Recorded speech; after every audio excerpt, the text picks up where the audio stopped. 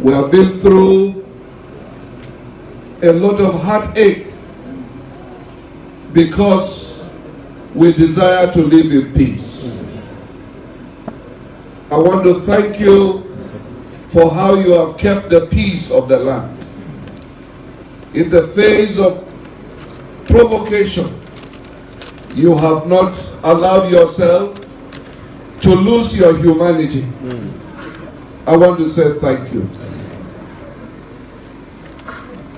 By the grace of God, I have received your petition, and I'll be forwarding it to Mr. President, President Ahmed Bola Tinubu, who has shown that he has come as a deliverer. He has assured me on a number of occasions that he wants to bring an end to this cycle of violence. And I believe it, because I have seen him give marching orders to the heads of the security agencies.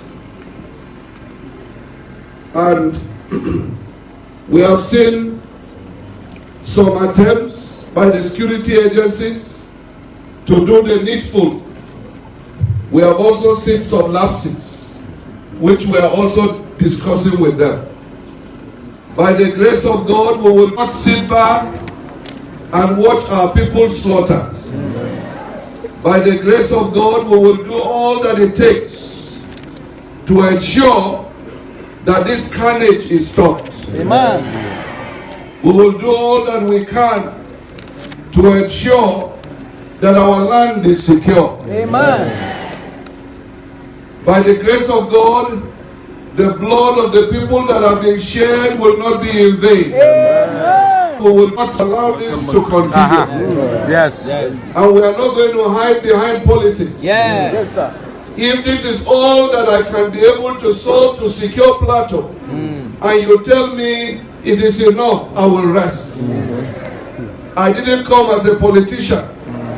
I have come that Plateau will rise again. We will walk towards this end. We will not rest on our oars. Yes, sir. I will be going over to see Mr. President in the course of the week. And I will make sure that we transmit your requests, your demands, your fears and your apprehensions. And we are going to work together assiduously. To the military, those who have sacrificed their lives, we want to say thank you. To some of them who have used this as an opportunity to be able to do harm to our people, we say that God is looking at them. We will not continue to wait. We will not continue to wait. Our lamentations will not be in vain. We can only cry in our closets to God, but we will not retreat. We will not back down. Our spirits will not be broken. That is why I took that song. If there is anything I crave for today on the plateau, is that may God bind us together.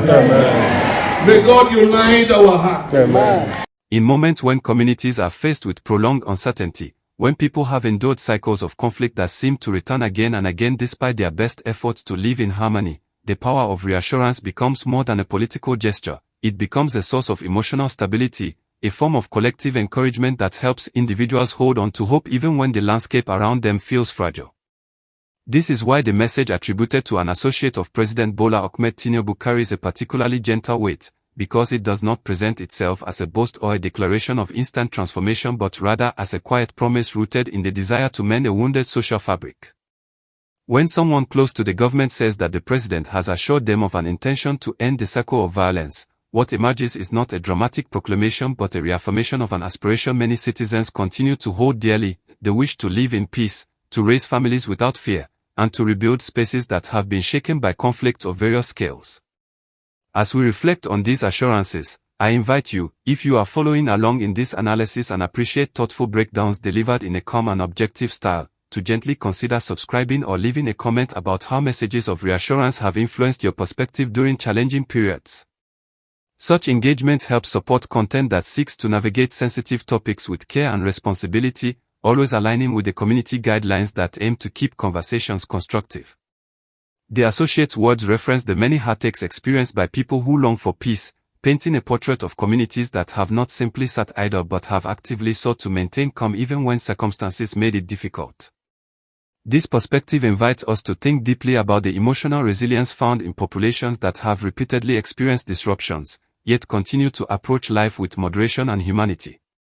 It is notable that the speaker expresses gratitude for how people have preserved peace in their land, particularly highlighting that even in the face of provocation, many have chosen not to abandon their humanity. That acknowledgement alone sets the tone for a narrative that avoids blaming victims or simplifying complex situations. Instead, it seeks to honor the patience and emotional discipline of citizens who refuse to allow bitterness to shape their identity. In political communication, such recognition can act as a bridge between leadership and local communities, especially in settings where trust has been shaken or where people want to feel seen by those in power. If you are watching or listening to this analysis as part of your effort to better understand political assurances, feel free to share your thoughts in the comments as well. Your perspective adds to a collective reflection that values understanding over division. As the narrative continues, the associate emphasizes that petitions have been received and will be forwarded to the president. This detail, while procedural in nature, symbolizes something more significant: the idea that citizens' concerns are being acknowledged and transmitted through the appropriate channels. In many societies, the act of forwarding petitions is more than an administrative step. It is a sign that citizen voices matter, that their anxieties and grievances are not disappearing into silence. When the associate says that the president has shown himself to be a deliverer, it is meant in a diplomatic sense, emphasizing that he has demonstrated a willingness to address the roots of instability not through rhetoric alone but through tangible actions, such as issuing directives to the security agencies. This type of communication often plays a crucial role in shaping how communities perceive governmental intentions. It reassures listeners that efforts are being made behind the scenes, even if the outcomes are not yet fully visible. And indeed, acknowledging that some positive attempts have been observed while also admitting that lapses still exist creates a tone of transparency rather than unrealistic optimism. Such diplomatic honesty can help maintain public trust, especially when dealing with complicated issues like security. If you find value in this type of nuanced political analysis, I encourage you to gently tap the subscribe button to stay connected, especially since future discussions will continue to explore sensitive topics in a careful and respectful manner. The associate goes further, pledging that by the grace of God, leaders will not sit back and watch people be slaughtered. These words, though spoken with emotion, must be understood within the context of a society where spirituality and collective mourning are intertwined. They reflect a recognition of the deep pain communities have carried, as well as a spiritual appeal for strength at a time when practical solutions remain challenging. When he says that the blood of people being shed will not be in vain, it signals a commitment to ensuring that the suffering endured is not dismissed or forgotten, but instead becomes a foundation for renewed efforts to prevent further harm. While the language is emotional, the intention is diplomatic, to comfort those who feel abandoned by security failures while promising continuous engagement with the president and relevant agencies. This balancing of emotional empathy and political responsibility is a delicate one, and analyzing it requires attention to both the symbolic and practical layers of the message. It is also meaningful that the speaker refuses to hide behind politics, asserting that if securing Plateau, or any at-risk region, is the only achievement he can accomplish in his role, then he would consider that enough.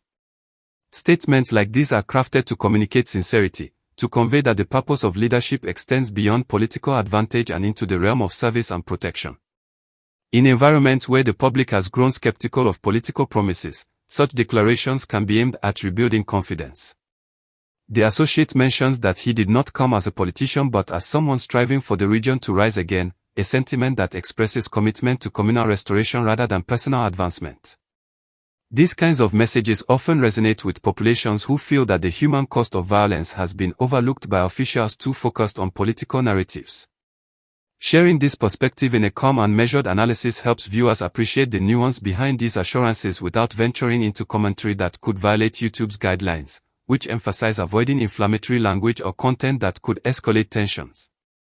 If this reflection resonates with you, taking a moment to like or comment can help this platform achieve the visibility needed for more balanced discussions like this. As the speaker prepares to meet with the president within the week, he reassures citizens that their requests, fears, and apprehensions will be transmitted sincerely.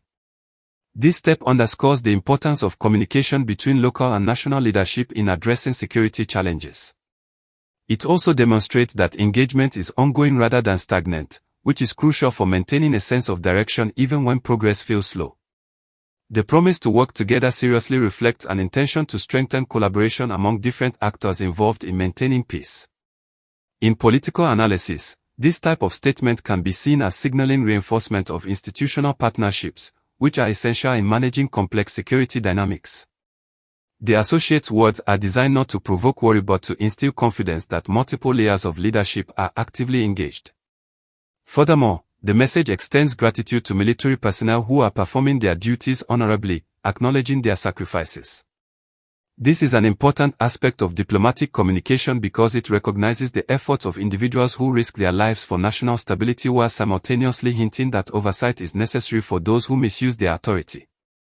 The statement that God is watching those who have used the situation to harm civilians serves as a moral caution rather than a political accusation, allowing the message to maintain a tone of accountability without assigning blame in a manner that could escalate public frustration.